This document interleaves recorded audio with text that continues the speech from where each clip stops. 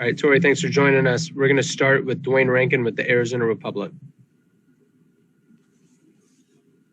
Torrey, obviously going up 2-0, you talked about enjoying playing against the competition, playing against your former guys. What was it like tonight to not only play well, but have the crowd going, and then you guys play as good as you did to take the 2-0 series lead? It was good. I feel like we came out and did what we were supposed to do. We got home court for a reason, and we're trying to protect it the best we can, take advantage of it. So, we just went out and did what we were supposed to do. Now we got to try to go on the road and steal something. Next up is Nick King with Channel 3, Channel 5, and then Kellen Olson. Torrey, this is the second game in a row, and maybe even more than that Chris has really engineered the start of these fourth quarter runs where you guys kind of put the team away. And obviously you were a big part of that tonight too. What is he doing? What are you guys doing to start these fourth quarters? We're just trying to continue to play aggressive, It's the playoff. As the NBA, crazy things can happen no matter how big of a lead you have, and we know that. So we try to take advantage of the moment and don't take it for granted and put our foot on their throats. And that's what we've been able to do these last couple of games. Next is Kellen Olson with Arizona Sports, and then Jovan Buha. Hey, Torrey, when the crowd is building like that in the second half for 2 straight games now as the lead gets bigger, what's that like for you guys on the floor to just get that lift from them when the building explodes? You've had the big plays to get it out of them both nights. Yeah, man, it's fun. It's fun. Just their energy. I remember being in the timeout one time, and I don't know what happened. I think a guy took his shirt off, and they just went nuts, and we all just looked at each other and just looked around and just shaking our head like, this is wild. Like, it's crazy. So they definitely give us energy, and it's that extra edge to play even harder, man. So I can't even express in words what those fans mean to us. Next up is Jovan Buha with The Athletic, and then David Brandt. Hey, Torrey, that was the second straight game that all 5 starters have been in double figures. What to you makes that lineup so dominant and so special that they've had so much success this postseason? They have great chemistry together out there. You can see it. The ball moves. Everybody knows their spots and their shots. Jay know where he's going to get his shots. Book and Chris can get to their spots, and Mikal just feed off of it in DA. It's just their chemistry is unreal. And they're playing at a high level right now. And that helps us eventually when we come in, because they set a standard so high that we have to maintain it, and it makes us play at a high level as well. So it trickles down to the whole team. Next is David Brandt with the Associated Press, and then Greg Moore. Hey, Torrey, kind of building off the chemistry thing, it seems like the second unit's chemistry is just as good, if not better, than the first sometimes. You and Dario and Campaign, I mean, it seems like the sum is even better than the parts. What makes that work? It seems like sort of a weird mix sometimes, but you guys are almost always effective. Yeah, man, like I said, just we know each other well. Like we have strong chemistry on the court. And offensively, we know what we want to do. We want to play fast. We want to play 0.5 movement, swing the ball. Everyone touches it. Everyone gets shots, and we know that we're hard a team to guard like that. So the more we emphasize that, the more we score and go on runs. So we're just trying to continue to do that at a high level. Next is Greg Moore with the Arizona Republic, followed by Gina Mizell.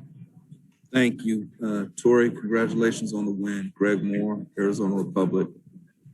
What was the key to taking Denver's 3-ball away? I think the first 3 quarters they were shooting something like 20%. What was the key to being effective, stopping them there? A lot of it was us just being aggressive on defense. Porter is he can really light it up. So just try not to give him any clean looks.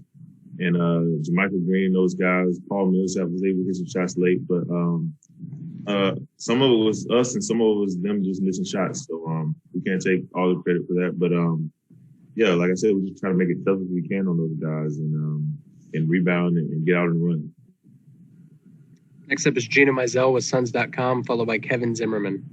Hey, Torrey, a sequence that Monty just pointed out was when you got the block from behind, and that leads to the Dario 3. But before that, you couldn't quite finish that tip in. And I know Monty talks about doing the next right thing all the time, but I'd imagine that can be easier said than done sometimes. But how do you kind of just flip your mind and say, okay, this didn't work out for me, but I'm going to go back down and make a play on the other end? Yeah, with me, I don't care what happens on the court. I'm gonna continue to play hard and with effort. So I miss a tip in, I miss a shot. I know how important it is to get back on defense to try to get those possessions, because in the playoff, man, every possession matters. Having a little bit of experience with that, I've grown to know that. So yeah, just try to not take nothing for granted and leave it all out there on the floor. And yeah, that was an example of that. Final two questions are Kevin Zimmerman with Arizona Sports and Kyle Fredrickson. Hey, Torrey, I know last game you guys weren't super pleased with how you came out defensively in that first half. Were there extensive discussions just in the past day or so that had you guys so locked in, just ready to go in the first half today? Yeah. We talked it over in the locker room. We watched film. We talk about it in the morning at shoot around. So everyone is pretty much on the same page. We're locked in, coming to the games, knowing what we need to do and how do we need to defend those guys as a team. And we did a great job of executing that tonight. Joker's a great player. He's going to make tough shots and he's going to score, and we're not going to be able to stop him every time. But I think DA has been doing a really good job. He's been putting bodies in front of him, trying to show him a crowd. And I think we've been doing a good job of that.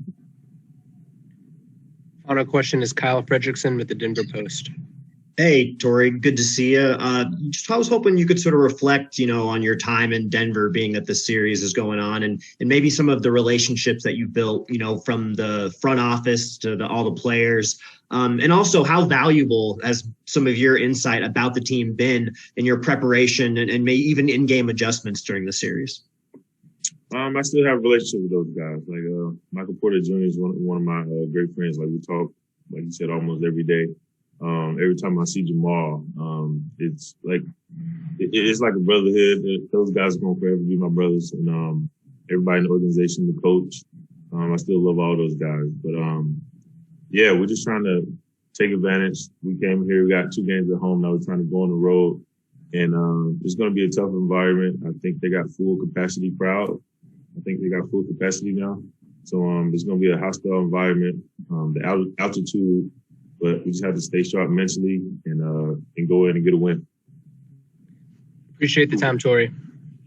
All right, thank you, guys.